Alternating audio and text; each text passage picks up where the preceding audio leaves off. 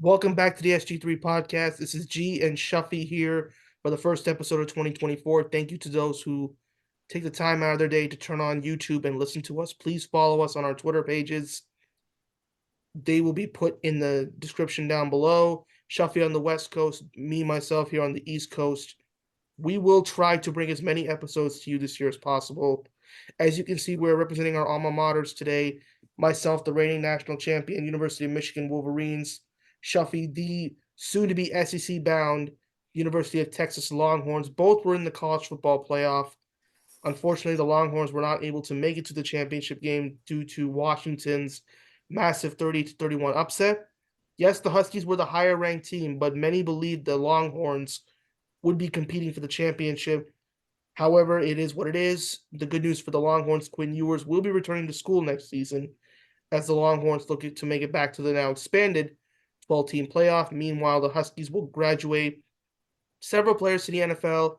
Their head coach is now heading off to Alabama with Kalen DeBoer replacing the recently retired Nick Saban. Jim Harbaugh and the Wolverines.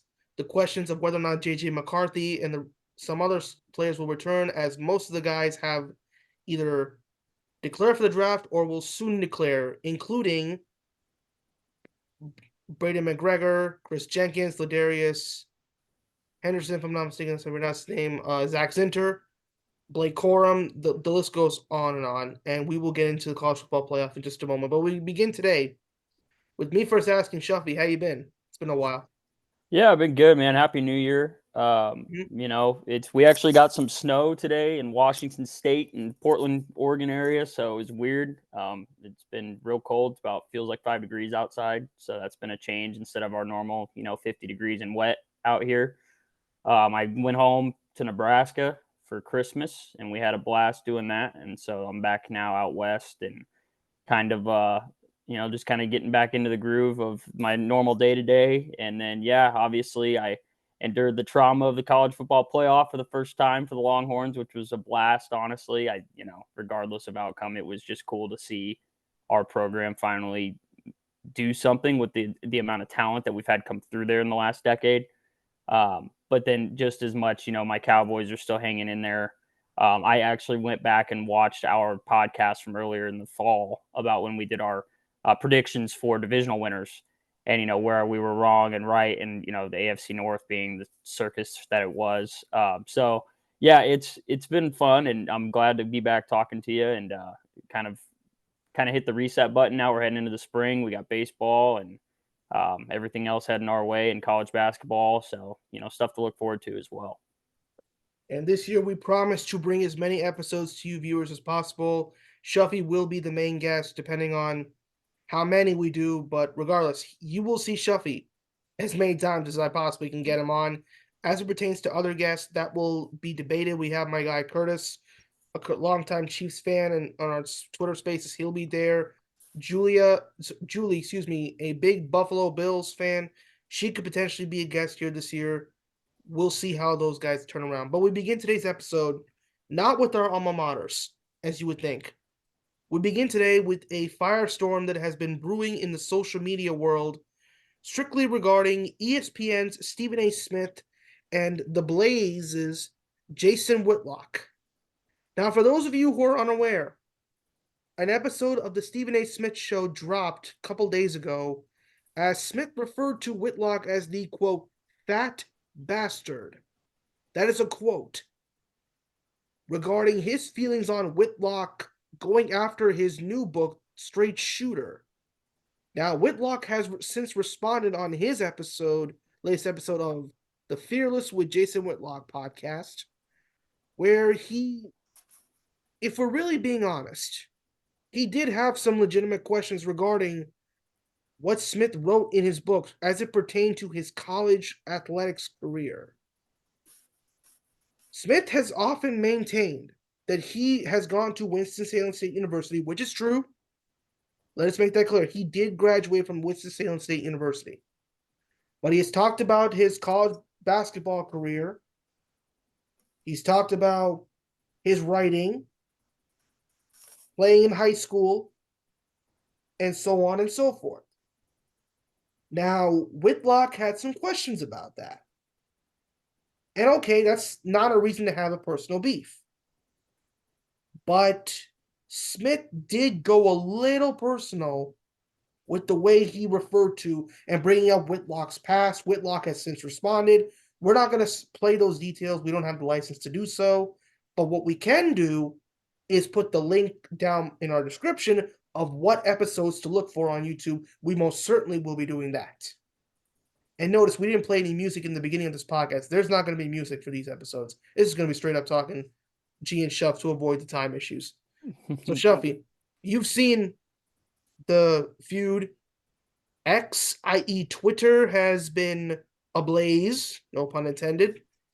And now this story seems to have taken priority over, I'll be honest, it's taken priority over politics and health in this country. This debate, this feud is center stage.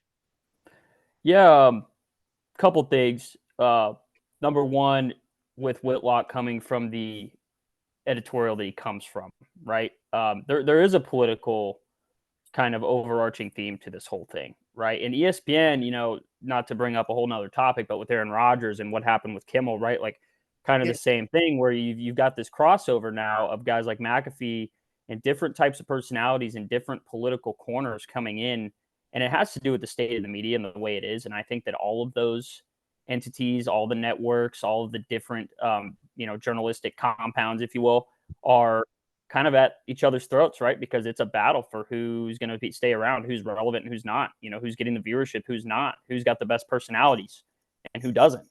And ESPN went in big with McAfee, knowing that would be a controversial topic. So you look at Stephen A. and Whitlock, well, they come from two very different publications, right? And the Blaze, to be honest with you, is not the most credible place on the planet now, even then, but they still put out good information, at times, just like anybody, anybody's capable of writing a good article with the right sources. But long story short, I think Stephen A., the way that he reacted and went below the belt and went after him individually says a lot, whether or not he's guilty of being dishonest or whether or not he's guilty of not being what he says he is, that I'm sure that truth will come out eventually. But the way I always kind of lean on the edge of, if someone reacts a certain way negatively like that and almost defensive immediately, a lot of times that's admission of guilt or proof of guilt just right then and there. But that said, Whitlock, to me, if I'm Stephen A. with my rapport and the following I have and my reputation, I think twice before I go out and speak on him. Now, Stephen A. hasn't made a career about speaking or thinking twice about what he says. So I don't necessarily blame him for firing right back. But at the same time, there was definitely every time Stephen A. does something like this, I'm just like, dude, you've done it. You've done it all. Everyone, it's the truth for everyone. We make people so big, and then eventually we try and take them down. It's the truth for anybody on this planet. Patrick Mahomes, doesn't matter. We build him up to tear him down. And Stephen A. has always been one to kind of swing and take swings at people that try to chip at him. And honestly, he needs to grow up. But Whitlock, at the same token, having questions, he's just being a journalist, right? So I mean, that's what he's doing. I don't mind. I don't mind you asking questions. Mm-hmm. Now, he didn't necessarily, not to defend Jason Whitlock, and I'm not going to be the one to do that. Please don't get it wrong. But when someone asks questions, that's not an indication that they believe you're a liar. Now, maybe Whitlock believes that from what he said. I don't know, and I'm not. Maybe we may have to listen to his episode a little bit more, because whether I think of him is one thing. I want to listen to this stuff. It's like, when you grew up back in the day, kids used to read cereal boxes, right? And now a lot of people say, oh, they listen to their iPads and whatever. I'll be honest with you. Every morning growing up, and even in high school and college, yes, I focused on my studies. Let's make that very clear. Mm-hmm. But I always listen to podcasts. I always listen to the radio. I always listen to news because I wanted to be well informed. Regardless of what I thought of it, at least let me hear about it. So if we go to the lunch table in school, now I'm not making this up. I would sit in the lunch table with my boys. We'd go over what we'd heard in terms of news before classes started. And that was a ritual. No matter who joins the table that day, we got to talk. And this was probably being talked about at the lunch tables in the local schools from high school onward. I don't know if little kids are listening to the whole feud, but if they are, first of all, try to bleep the bad language for them, but whatever. But I want to know this. Smith has often maintained he only played one game in college and cracked his kneecap. Okay, fine. But the average he had, as ESPN showed a graphic, was 1.5 points per game. You cannot average 1.5 points per game if you only play one game.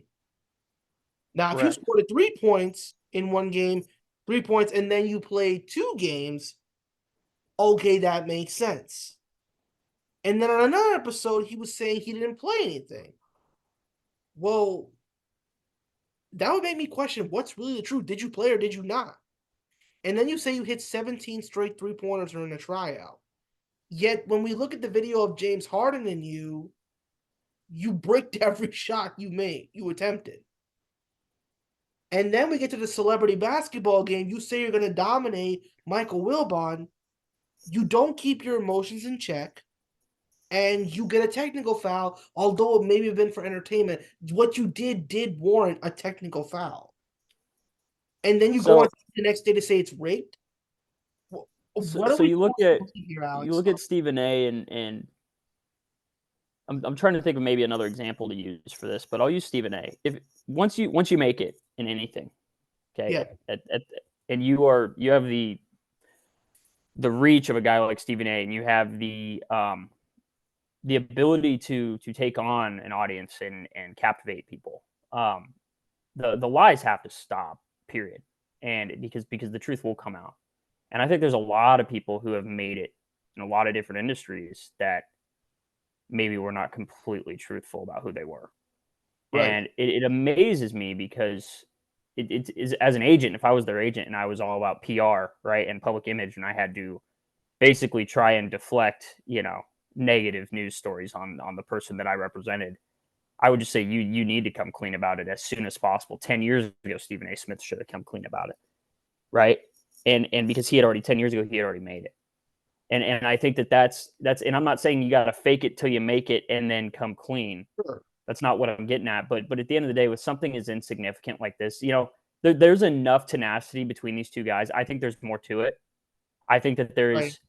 there's an underlying, like, some kind of dispute in their past that is fueling this, because whatever this pettiness is, it's not coming from the simple fact of whether or not Stephen A. lied about playing college basketball. You Yeah, don't personally I'm attack not somebody. asserting that, but Yeah. that was something that was brought up, and I ain't gonna lie to you.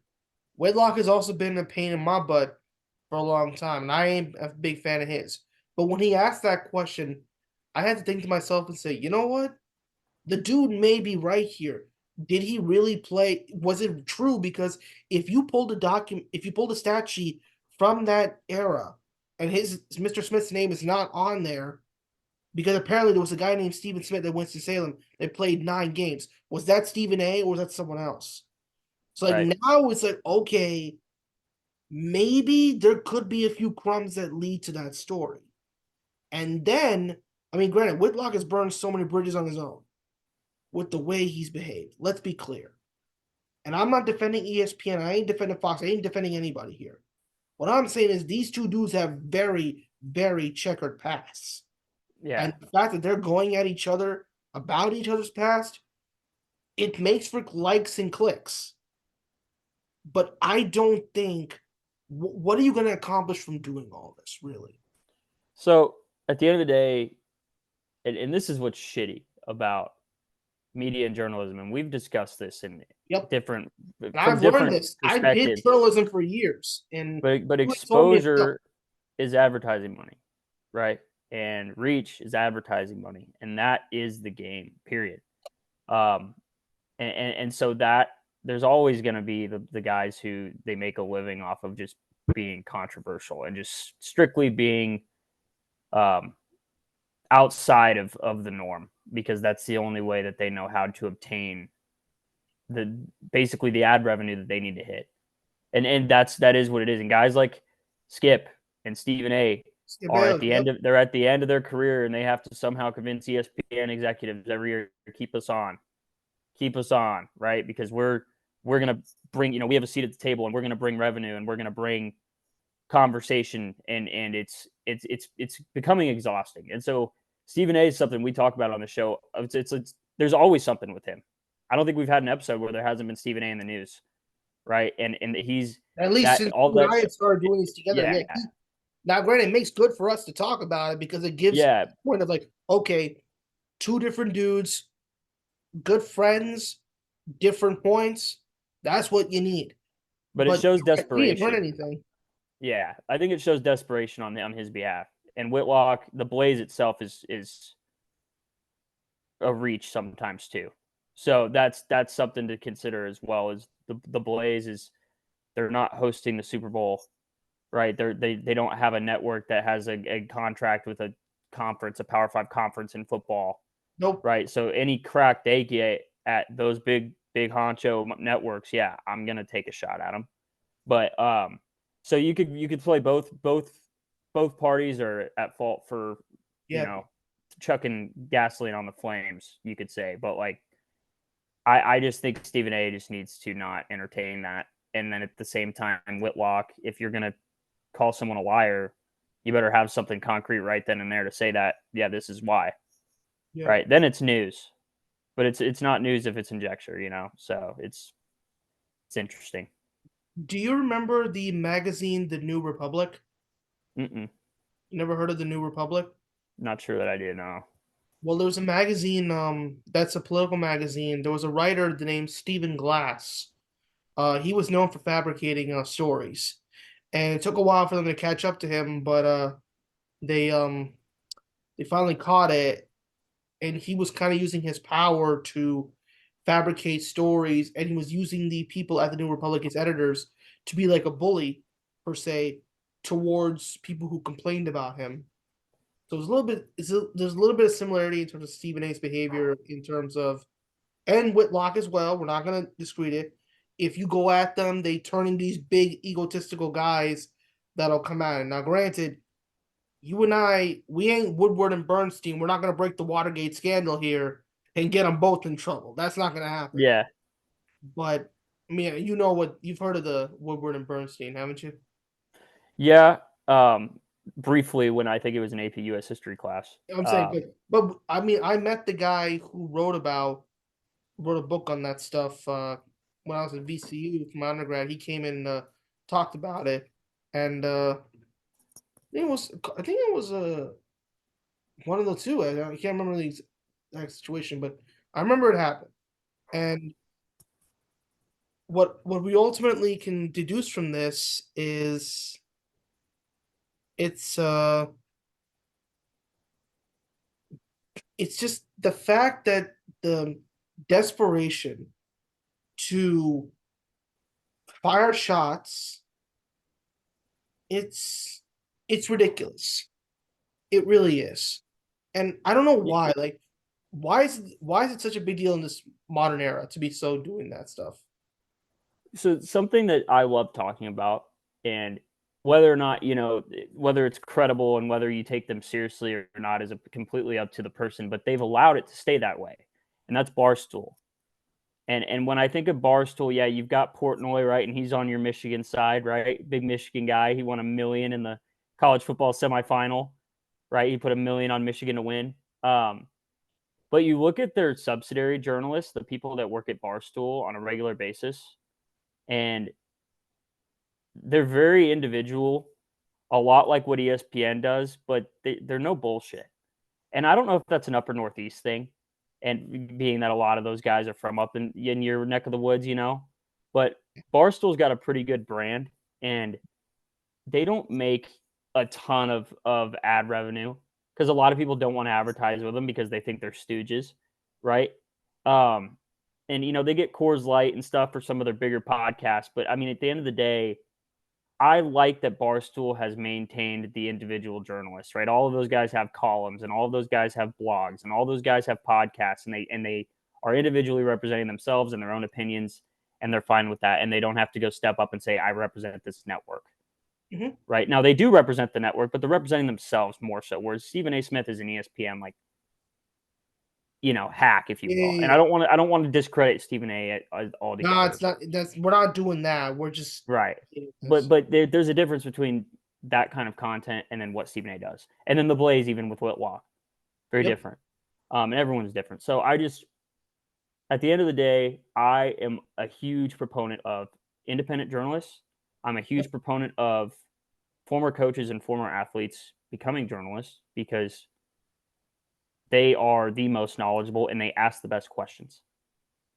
Because there's a level of empathy and sympathy there, and you don't have to be an ex-professional athlete or an ex-college athlete, but even if you played in high school, and even if you've coached a youth 7th grade basketball team, yeah. just like I would love for any dad who's coaching their son in a basketball program to go ask Greg Popovich an interview for an hour. I would watch that 100 times over. Amen. Because you have to bridge that gap, right? You've got years and years of film, and you've got how do you deal with a 7-year-old's instincts? And you have to bridge that gap and create a solution and create something productive out of that.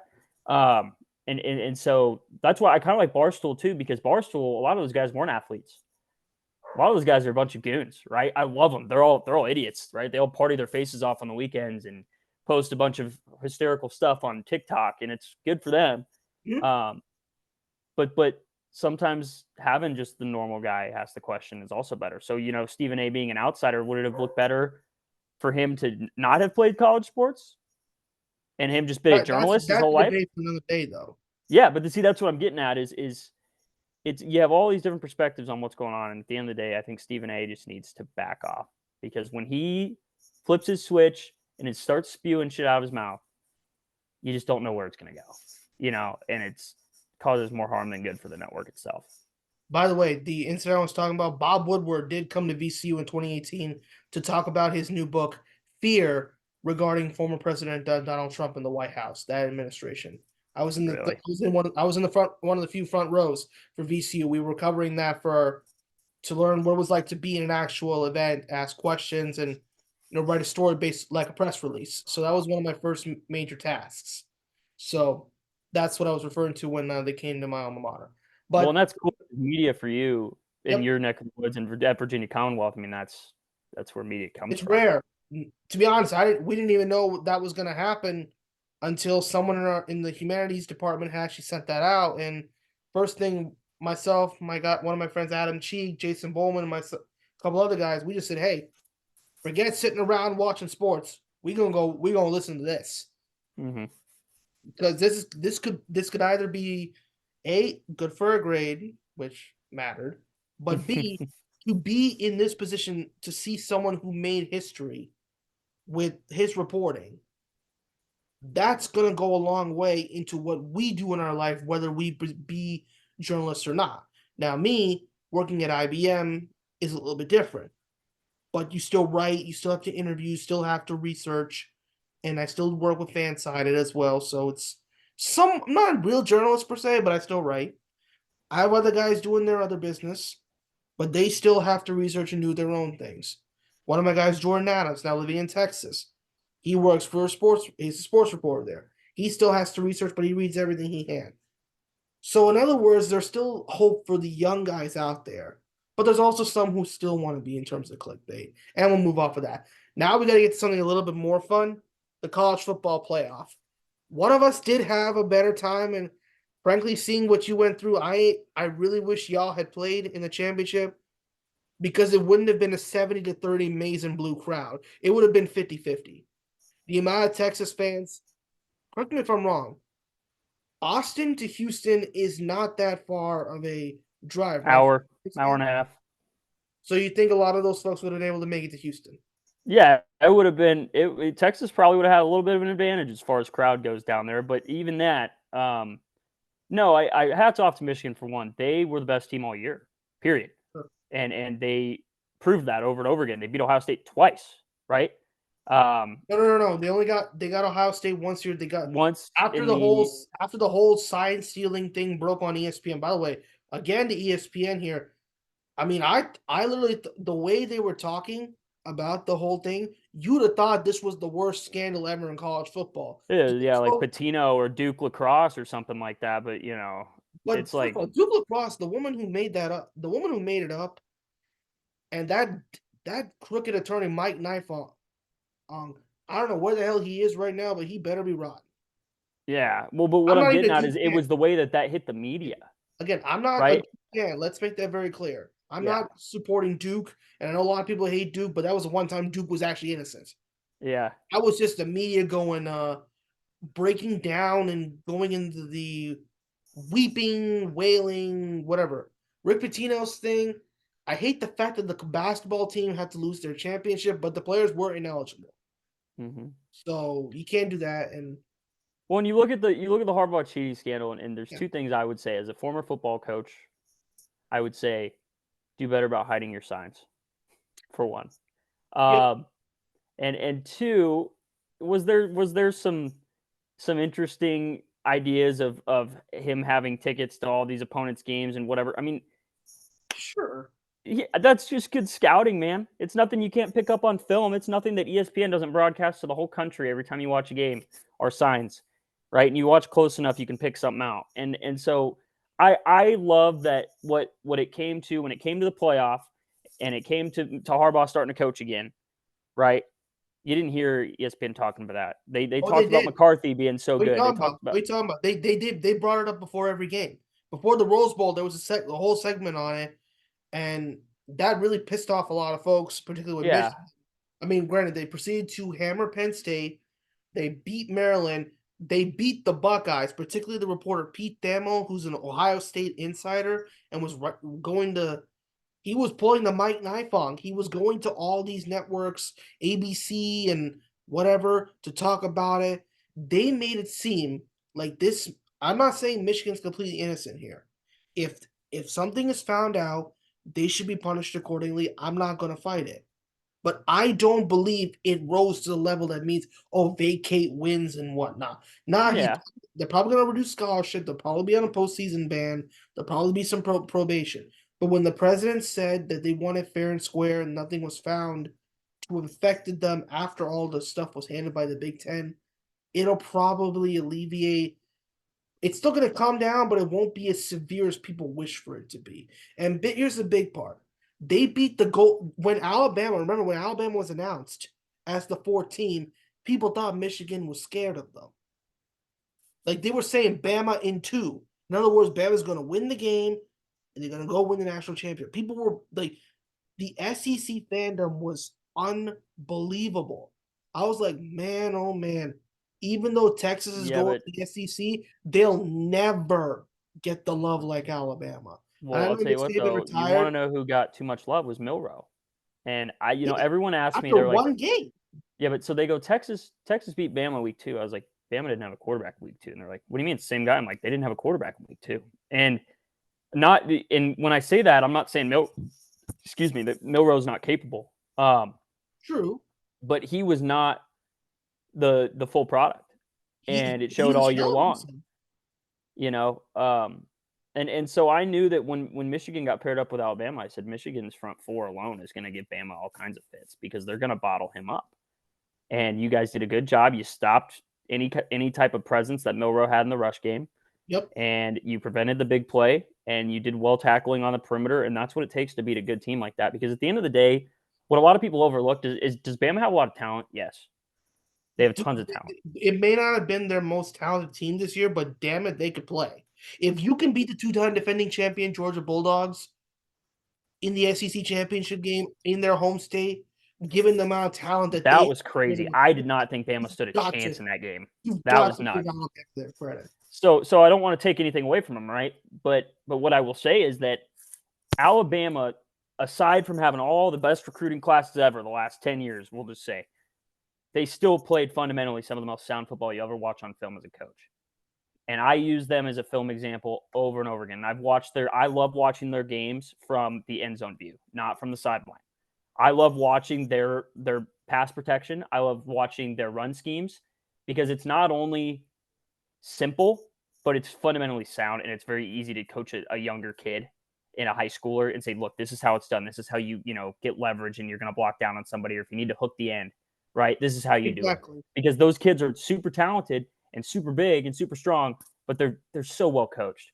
And so, but the thing is that Michigan was better coached than they were this year, and Michigan Yeah, was again, doing it's those only little 1 year. things. But even that, Michigan made a statement for the Big Ten, which was huge.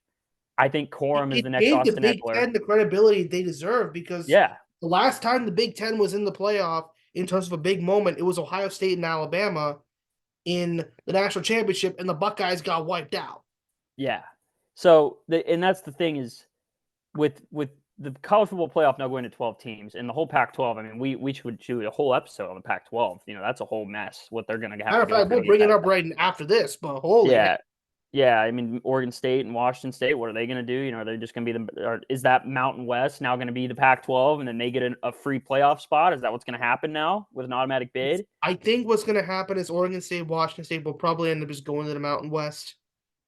You think And you think the Pac-12 is going to dissolve? You think all the I name think it's gonna. rights, I think it's the gonna fix it. logos? Yeah, I think that's gone, dude. It's Because crazy, man.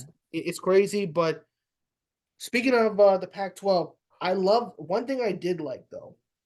Oregon and Washington, USC and UCLA to the Big Ten. I'm for it from the standpoint of this. If you look at the Big Ten schools, particularly your school, University of Texas, we're gonna put this in. We're gonna include them, even though the SEC. Academically, they're some of the strongest institutions in the country. Yeah. University of Texas's academic program is top notch. One of my best friends, she graduated from UT Austin. Her husband used to go to University of Texas Austin several times and do some work there. I think he was a student as well. I think he was. Can't remember off the top of my head. I apologize to my guy Nick. Please correct me if I'm wrong. But they were there. Her brother was UT Dallas, but he also did some stuff at UT Austin. So academically, they're very, very strong.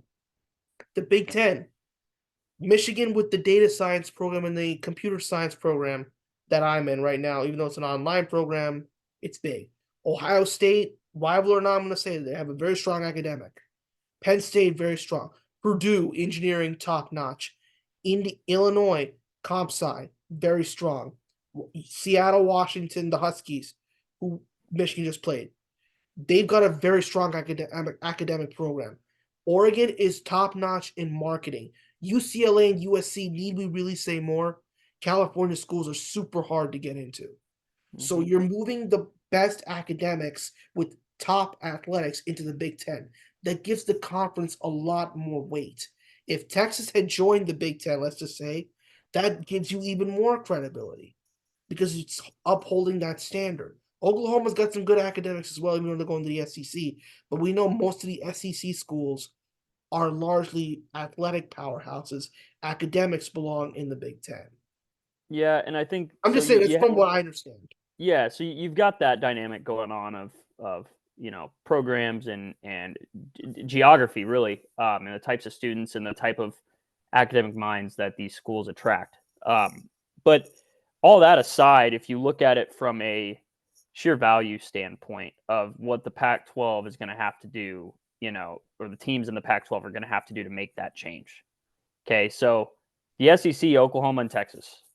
I think that Texas next year they've got Michigan in Ann Arbor. Out of conference, they've got Michigan, right? They not only are going to the SEC And by the to way, play all that. we're not making a bet on that. Let's make that very clear. We're not betting on Nope. that. I'm not betting any money. You don't bet on Michigan at home ever. You don't bet No, I'm against saying them. I'm not betting. Like even with you, But like, I'm not betting anything. We're just gonna have some fun with that. That's oh all. yeah, but anyway, they've got that. They've got Georgia, and they've Yep. got the one more big game. It's is it Texas It's A&M. Oklahoma, Texas A&M at Kyle Field. Oklahoma's the other one I was thinking of. They still do the Red River every year now. They're And so still the going. thing, Yeah, they're gonna still do it. I'm gonna and pull. so I'm pulling up the schedule right now as we speak. yeah, So yeah, it's I know they've got Georgia, Oklahoma, and Michigan, and yep. Georgia's at home, Michigan's away. Yeah. Michigan's got a hell of a schedule too, I think. You come to Michigan September 7th. You go to it's in Texas, the Cotton Bowl against Oklahoma. You're hosting Georgia. You're hosting Florida. You're on the road November 30th. Uh,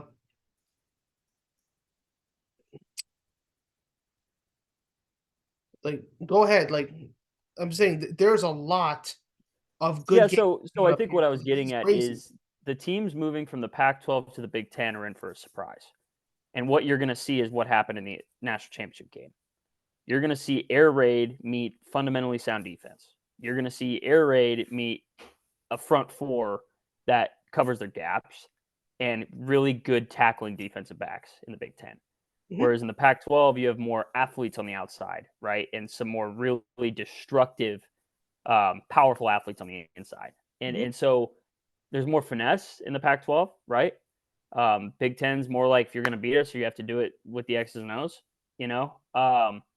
So I think teams like Oregon and UCLA are going to struggle more than SEC and Texas would moving into the SEC. But at the same time, I don't also think that I don't think the gap between the SEC and the Big Ten is as big as people paint it to be. Yeah, And if you look at television right now, they would think it's like David versus Goliath. But yeah, I think personally, if Texas had beaten Washington, the score in the national championship would have been a lot closer because one thing that Texas does really well, trench play. Even though they mhm. had to get into a shootout with Washington, if people watched the game closely, I know you did. I'm talking about the other viewers. Texas controlled the line of scrimmage pretty well to some degree. It was, I mean, granted, Washington's younger and pardon me, smaller offensive line was able to withhold it, but Well, Texas was running the ball at will. That Texas line, they did Yeah, not play around. You had to earn everything against them. I don't think Michigan would have had an easy game against the Longhorns, I honestly. think that Michigan was this year a two-pronged, one of the best rushing attacks we've seen in a lot of years at the college level. Um, but they also had the ability with Roman Wilson that they could really hurt you if you over pursued and had too many hats on the strong side of the field. And Maybe, so but Texas versus Michigan was they were very similar teams actually this year. Good outside threats, two really good running backs, and a quarterback that's not going to make too many mistakes. Um, I loved the matchup that happened because it was the best and highest scoring offense in the country versus the best defense in the country, and that was perfect to me because it's literally just a game of X's and O's at that point, and that's what football's supposed to be. So I'm excited about the conferences coming together.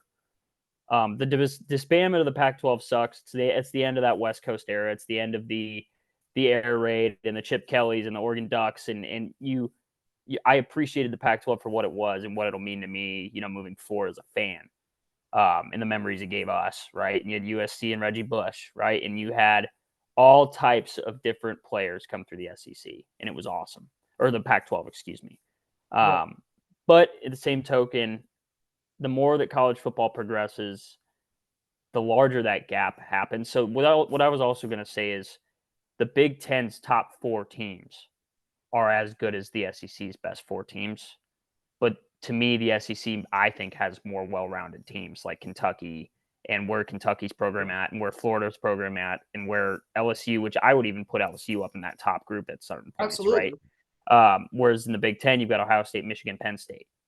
And then outside of that, it's tough to make the argument. Michigan State has had its moments over the years, but their Yeah, program, yeah, little bros, I like to call them. You know, yeah, but they've had it a doesn't few. mean they're not capable. Oh no, no, I don't disrespect them. I'm just saying they've had their moments, but more often than not, they've been in the headlines for the wrong reasons. Let's not forget the tunnel incident where they jumped our players and got sensitive over Uh, legitimate reason to be suspended. Yeah, no, it's in those rivalries, who was it? Oregon State going away. That Oh sucks. man, oh that was Washington, I think Washington State, they're gonna be able to hang on to for a few more years, based upon some Oregon will contracts. still. I think Oregon will still probably get Oregon State at some point, We'll but see. I know it's not gonna happen immediately. I know it's gonna be a few that's years true. before that contract gets negotiated, just because of the money in question. This is something that I thought of is so like we said, you've got the 12-team expansion coming now, right? So that Yes, doesn't mean that you're going to play the season any differently. Um, but what it means is that Mountain West Conference might have an automatic bid, right? And that's if the Pac-12 just completely dissolves, and so that's the thing is the Oregon State coach going to Michigan State, was that a good move financially? Yeah, he made a lot of money, but he's now going to a program that has not been at the top of their conference in a very long time, right? From a program that is now set up, Oregon State and Washington State playing in the Mountain West.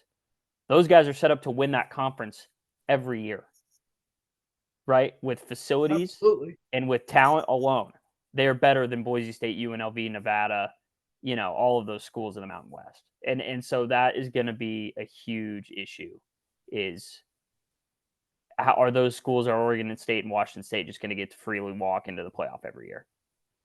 Right? Because I don't think that's gonna happen. I think what's gonna happen is, I mean, those two are probably gonna move the conference. They're probably just gonna dissolve the Pac-12, but unless either one of those two teams is legitimately record-wise and talent-wise up to par, they ain't getting in. The conferences that are getting in, the ACC champ, that's getting in. The Big 12's getting in. The Big 10 and the SEC. yeah, but the Those four ACC but would you argue that the ACC is more? I think the Pac-12 is better than the ACC before this part. Technically, before all this movement happened, yes, I would agree. But Oregon State and Washington State are not beating anybody in the ACC. I would agree. Yeah, I think Oregon Just State because was. Washington State's quarterback's now going to Miami. Well, he's a stud, by the way. True, and I'm saying if that dude can put the Hurricanes in business on the map, ACC could have two teams next year in FSU and Miami. Those two teams will go to the chip playoff. on you can't forget about Clemson too. I mean, and that's the thing about Clemson almost held the show together for so many years because they were always there. Dabo had some dudes, but I don't know if this Clemson team is up to par with what Deshaun Watson and Trevor Lawrence were able to build there. But yeah, again, we don't know. One thing we do know is the ACC is not getting left out of the playoff again. Okay, with the 12 teams, you're going to put an ACC team no matter what folks say. And if things go to fruition, FSU and Miami could move to the SEC. I know. And so at that point, you're looking at two conferences is what we're moving toward. Yep. And more often than not, given if my hunch is correct, it will be 8 teams. It will probably be 6 and 6. The top 6 teams in the SEC and the top 6 teams in the Big 10 if we're going to do a 12-team playoff. Yeah, and I think you'll still have your undefeated Cincinnati, Coastal Carolina, ECU, whoever it is that Liberty. I think if they are undefeated, though, they're probably one of them's probably going to get in. No, I think undefeated teams should be almost automatic. There's no more than getting in for sure. There's no more than 3 or 4 undefeated teams each year. So if JMU had not lost to App State, at least in my view, even though Liberty, what I think what would have happened is the top 10 would have been the top 10, and then JMU and Liberty would have been 11 and 12 because they'd be the smaller of the power guys, but they both had good enough teams to get in. Even granted, Liberty got their butts kicked in the Fiesta Bowl by Oregon. Yeah, they still would have made the playoff. I think if JMU had not lost to App State and a 12-team playoff was there, the Dukes are going to the playoff. Now, Liberty is a different story. You can make a good case about it, but JMU would have beat Liberty, in my opinion, this year. No, I think I don't know, dude. James Madison was riding that. They had a push in the FCS, right? And so they were kind of South Dakota State. That's where I played and went, and they have won back-to-back national titles now, and they've won 29 games in a row. You can make an argument that they would go clean up shop in the Mountain West to some extent. But even then, there is a discretion, and I want to make that clear is North Dakota State, South Dakota State lost to Iowa 7-3 last year. That was not a bad loss in my opinion. No, they should have won the game. But with that said, and most of the blame on that was on the offensive side on the OC. But what it came down to was you looked at the trench warfare, like you were just talking about with Texas, having some dudes. South Dakota State held their own against Iowa, who's had the best front offensive defensive four in the Big Ten. They always have some guys, right? They've always got a great defensive end. They always have a good tackle and guard that translate right to the NFL. So We'll see what happens with the Mountain West. That wouldn't surprise me if SDSU, NDSU, Montana State, some of those growing FCS programs seep in eventually.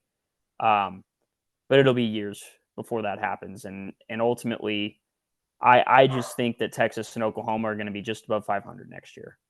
That's my hot take. I don't see Texas blowing. I do believe me personally. I see Texas playing a lot better than you're giving them credit for.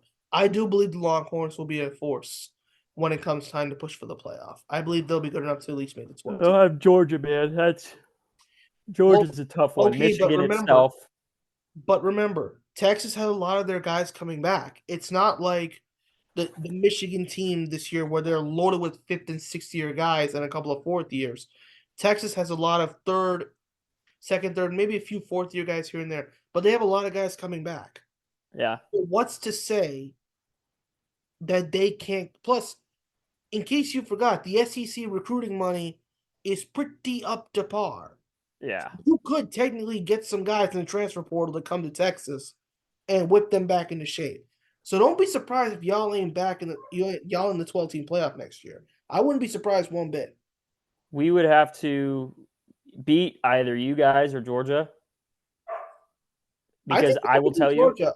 I think Georgia is gettable, dude. well, but this is what I'm getting at though, is we have to beat those one or fans the other. those fans keep yapping, like, oh, they should have been in there to challenge Michigan.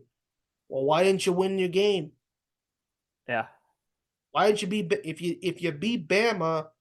There's no doubt that game happens. I'm saying if you beat Bama, Bama is not in the playoff guaranteed. You are officially in the playoff as a guarantee, and there's a good chance you'd have beat Texas. Michigan would have definitely beat Washington, and you get that matchup with Michigan that you were so desperate for. Yep. It's Georgia's fault. And yes, they say, oh, we'll regroup and get better next year. You do realize you're playing a pretty tough schedule in and of itself. And even with Alabama losing Nick Saban, if Kalen DeBoer can recruit as well as Nick Saban did, because DeBoer has won everywhere he's been, Alabama's recruiting money is still up to par. So what's to say the Tide can't beat your butt again? Yeah. No, I'll tell you what, man. DeBoer is a good story about him coming from where my family's from. He coached at the University of Sioux Falls, South Dakota, when they were NAIA, so they weren't even Division II yet. Okay. So there was good representation from the state of South Dakota, of all places, on that Washington coaching staff. And South Dakota's, Sioux Falls is it's. Do you know a guy named Ramon Johnson for Sioux Falls? Does your team follow Sioux Falls? Your family follows Sioux Falls still? No, USF, like University of Sioux Falls Cougars, is who you're talking about. Yeah. I don't follow USF close. I had an offer from them when I was in high school. Does your family follow them at all still? Or? No, we're big Jackrabbits out there, South Dakota State.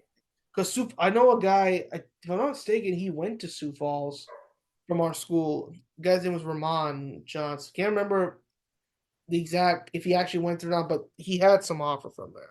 Yeah. But South Dakota State, like you're saying that your family's at, and apologies for being a backtrack there, but wow, DeBoer's story is crazy. Yeah, he's small town. So I was cheering. So, and obviously living in Washington, right? I got to see Penix play every night at 7:30 here, right? Pac-12 after dark. And so when we got paired up against them, I had to sit there and be like, I was one of the Texas fans that watched probably more Washington games than I did Texas games this year, if I'm being honest. And I'm sitting there going, well, Penix has hurt a lot of people with those deep shots, and he did it to us. He found that 50-yard reception in every offensive drive against us, and that was what Michigan did not allow to happen. Right. And I think that showed a lot about where Texas was as a program, letting someone like Washington do what they want to do, which was reckless endangerment as a coach. Like if I were a coach and I had to coach Washington, DeBoer, takes a lot of balls to let Penix take shots like that all game long. Right. You're asking for mistakes, but Odunze is going to translate great to the NFL. McMillan's going to translate great to the NFL. Who's the Polk should translate to the NFL. I was looking at Michigan's roster. I think Corum is the next Austin Eckler. Very similar guys. In Texas this year, if you look at their roster, their best player was Adonai Mitchell. And I didn't see that Texas didn't have that NFL imaging, to me that Washington, Michigan had. Absolutely. And frankly, it's just, I mean, we could go on and on about this, but we know the Pac-12 is obviously dissolved. Mostly, a lot of teams are down in the Big 12. Colorado going to the Big 12. Folks are going to be interested to see what Dion does with that. And I'll say this. He may attract attention to himself, but there's a lot of folks out there that just seemingly hate on this man for no reason. Especially with the HBCU community. That's right, I said it. The HBC community's got a problem. And frankly, whatever. If we're being honest with you, Shuffy, like I don't give a shit. I'll tell you what, I can tell you this about Dion because I grew up down the street from him. You know more about this than I do. I'm just telling you what I feel. I'm just from a sheer character standpoint. I mean, I grew up playing Little League baseball in the same leagues that Dion's kids were playing in, and Torrey Hunter's kids. They all lived right next to each other. And Dion definitely has had lapses throughout his career, and that including his personal life with his wife. I know that there was some massive stuff that went down when I was younger, and this is 10, 15 years ago. Now, who's to say he hasn't grown from that? Who's to say he's not a good person? Who's to say he doesn't keep, sure. And so I'm not going to sit here and judge his character and just his morality as a whole. But what I will tell you about Deion Sanders is Colorado and anyone who even messes with that guy, Jackson State knew it when they hired him. He's a lot like Stephen A. Smith. If you put him on a hot mic and a presser, you just need to be prepared with a really good PR person that can at least help steer some of the comments he might make. And I think what Shedeur and what Travis Hunter have done with NIL, with YouTube, and all of their advertising deals. I love NIL, and I love that college players who are putting themselves at risk are getting paid to do so now.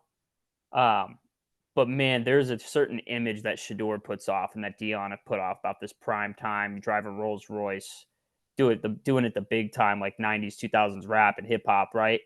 It's all about how much ice can you wear on your neck and you play your game, whatever. I love all that because that's Showtime. That's Dion. That's who he is. And he took the NFL and really brought it up to his level, right? For media and for personality. And there was a lot of players that came into the NFL after Dion that probably watched Dion and wanted to be just like Dion. But at the end of the day, there's a right way of doing things and a wrong way of doing things. And I think that Dion is at times over the top and really, really needs to take a step back and understand that he is a professional. He's a head coach and there's responsibility on that. And he's not a kid anymore, but and that's Colorado knew what they were getting at the end of the day. They knew what they were getting. And I think the upside outweighs the downside. And I think that people have finally found that. I think people saw it at first and were like, wow, that's a risk. That's a bomb waiting to go off. Colorado's going to have that blow up all over their face. Right. But I would say it was an immense success. They came out, they stunned TCU, and we're scoring a lot of points with a lot of young guys and a brand new roster of kids that they threw together at the last minute. And I will say I hope Dion continues to have success. What about you? What do you think about Shedeur translating the NFL? You think he's got it? The one thing he has going for him is having Tom Brady as a mentor. I will say that. And similar to Tom, Shedeur is a little bit of a slender build. That doesn't mean you can't make it in the NFL. Let's not kid ourselves. Okay, what was it? Ryan Leaf looked like the guy. Correct me if I'm wrong. In the late 90s, when he was doing his thing in Washington State, were you living in Washington at the time, or were you still in South Dakota or wherever? I was in Texas. You were in Texas in 98, living there. Yeah, I was born there, yep. Okay. The reason I asked is because he put Washington State. Now granted, Drew Bledsoe was the dude at Washington State, but he didn't take the Cougars to the Rose Bowl. Drew Bledsoe did not take him to the Rose Bowl. Ryan Leaf did. because it was their first Rose Bowl in 67 years, apparently, according to when the New York Times ran that thing about whether or not teams have gotten better about picking quarterbacks. They talked about Ryan Leaf from Great Falls, Montana, getting Washington State in the Rose Bowl in 60-something plus years. Anyway, in terms of Shedeur, his ability to process is pretty good. But I think the problem is with Colorado, they were so focused on building outward in instead of in to out. If you look at take for example our teams, why not? Texas is great teams, particularly that 05 team, inside out. Sure, you had the glitz and glamour quarterback, but do you think you win the championship against USC if you didn't build to the trenches? Not a chance. Now, granted, the USC teams of those eras, they would still dominate the Pac-12 because they were physical. The Michigan team that beat Ryan Leaf's team, Charles Woodson, Glenn Steele, and those Donnie Jones and those guys, they ate in the trenches. And so I think the point you make about Colorado is Michigan won a championship. They ate in the trenches. It's perfect. Like Colorado built from the outside in, and there's so much truth to that. I think though what they did challenge was the norm of building from the outside in, and saying that that's not the right way to go about doing it because they just about did it. Oregon and USC were their two games that they were put on display for everyone to watch and say, this is what happens when you don't have integrity in your front four and in your front five. And that's just what happened. But their offense kept them in games to that point and even further down the road, and then Travis Hunter getting hurt and all that. I think Travis Hunter is a special player. He's a one size fits all. You can put him anywhere in those skill positions and he's going to excel. But yeah, I think Deion's fine. I agree with you 1,000%. They only did half the recruiting battle and it came back to haunt them. And I'm really excited to see the 12-team playoff next year. I think that is going to be awesome. And I think that hopefully there'll be some historic in the next 5 years while they do this. Hopefully they'll hang on to it for that long and test the theory that there'll be some crazy upsets. Like hopefully James Madison stuns Georgia one day, or just something dumb like that. I hope it happens because that's what's good. I'll say this: the folks in Harrisonburg, I go to Harrisonburg quite a bit here in Virginia. If something like that happens, oh my Lord, the city's going down, streamers and all that stuff that fly around in that stadium, it'd be absolute mayhem. Yeah. When they won the championship in 2016, it was mayhem. Once you say they beat an SEC team, oh my Lord, they're going to lose it. So 2016-17 was South Dakota State's first opportunity at that big-time FCS. Yep. And JMU was at the top of their dominance with Sam Houston State and North Dakota State back then. And so I remember James Madison having that effect wherever they went. That stadium's pretty big, if I'm not mistaken. I'm pretty sure it seats like 15 or 20, does it not? James Madison Stadium. It's a massive arena. Yeah. But anyway, yeah, man. Well, I don't know how much time we've got, but thanks for having me on. Yep. We're probably going to wrap this up for all of our folks out there. We really appreciate y'all sitting around here and listening to a bunch of guys like us. Really means a lot. Please make sure to subscribe, and we really appreciate you joining us. And as always, we'll catch you next time.